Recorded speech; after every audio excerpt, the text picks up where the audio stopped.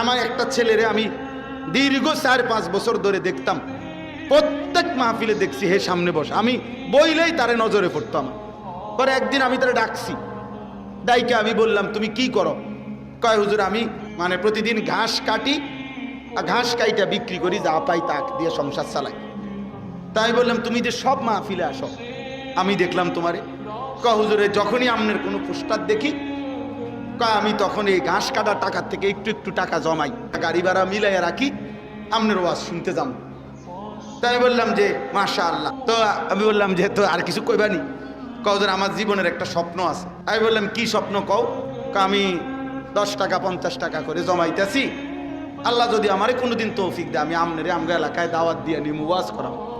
পরে আমি বললাম ওহন দাঁড়া, ওহন ডেট লো, এখন নাও ডেট, আজকে তোমারে ডেট দিলাম, হাদিয়া দিতে হবে না, আমি দিমু তোমারে।